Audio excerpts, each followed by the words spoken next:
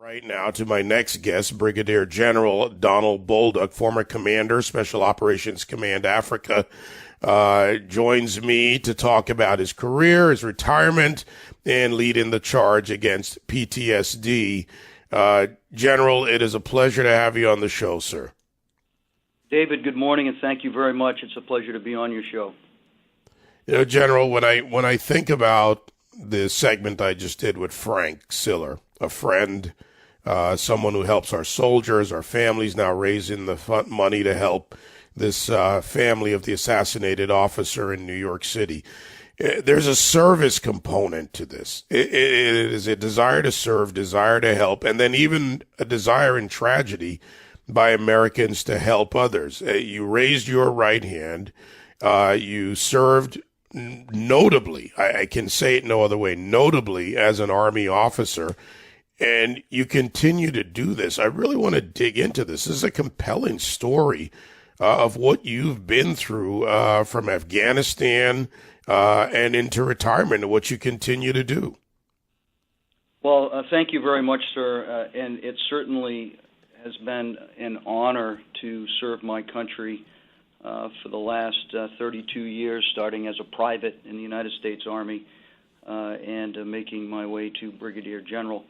I could not have done that alone, of course. I had superiors, peers, subordinates, family members that made that happen. But I would have to, attribute the continued service and the dedication to, I think, three things in my life, and that's the family values that I received from my dad, and the work ethic that I got from him, a farmer from New Hampshire, and then, of course, my mom and her dedication to the family and raising her three boys and her daughter.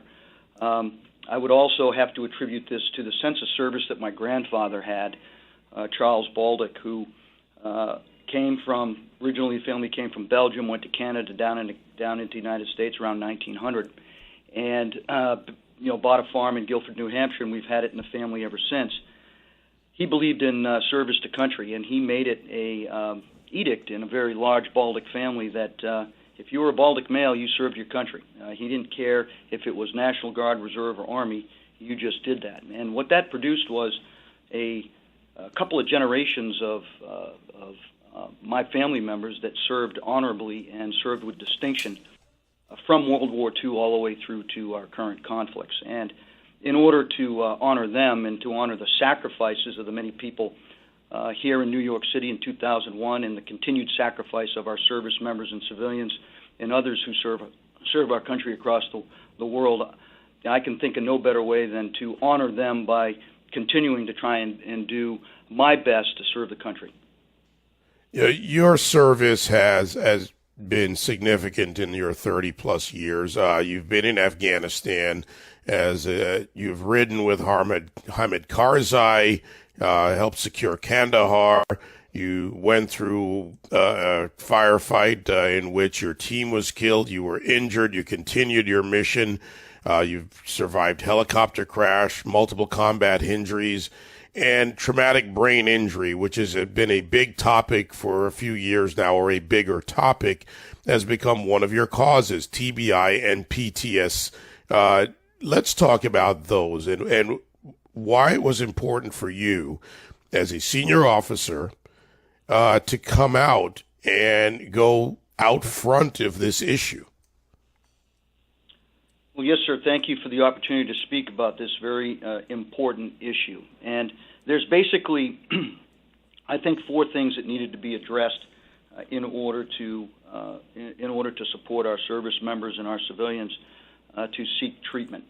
And of course, one of them is the health triad: body, mind, spirit, and that is hugely important in the military to have to be as fit as possible in those three areas, and then to destigmatize the PTS as well through leadership programs and support for our personnel, and then address those causes: pain management, stress management of the mind, pain management of the body, and then reconciling your spiritual health, which is hugely important. And all those things together allow us to do what I like to refer to as post-traumatic stress growth, through understanding moral and physical strength and balance. And what we've seen is resiliency, and resiliency that has lessened suicidal ideations, the actual committing a suicide, the great impact that it's had on families and the strengthening of the families, the strengthening of the mission, and then, of course, the bottom line, which is the readiness of our personnel. And in my case, I went for a number of years without treatment.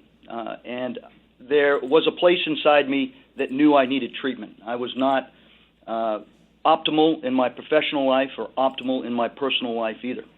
I was more comfortable deployed in a combat zone because the things that I was struggling with were more normal there, and I stood out less. And so that's why I continuously tried to deploy in order to be able to give my family some relief because they certainly suffered from my struggle with PTS and pain management and traumatic brain injury. And it was in 2013 when my wife said, "Hey, listen, I got to draw the line here.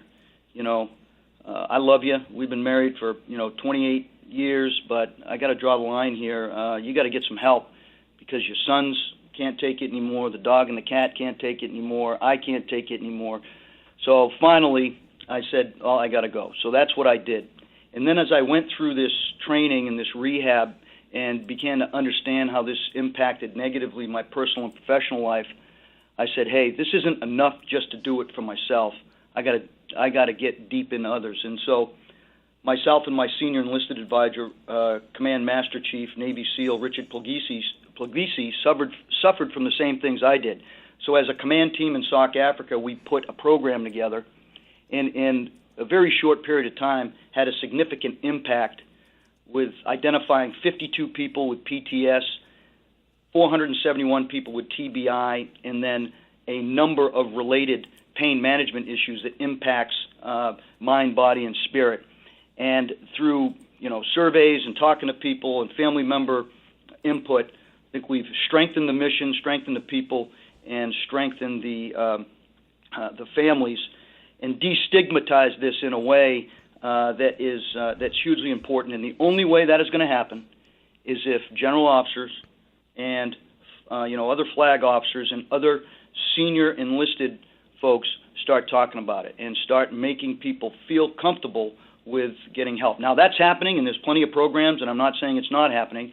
I'm just saying that we need to emphasize that because the destigmatizing of this is the key in impacting the health triad, addressing the root causes, and then building resiliency while they're on active duty so we have less problems when they become veterans, which is the next place I intend to go, and hopefully I can do some great service and work helping our veterans with the same type of issues.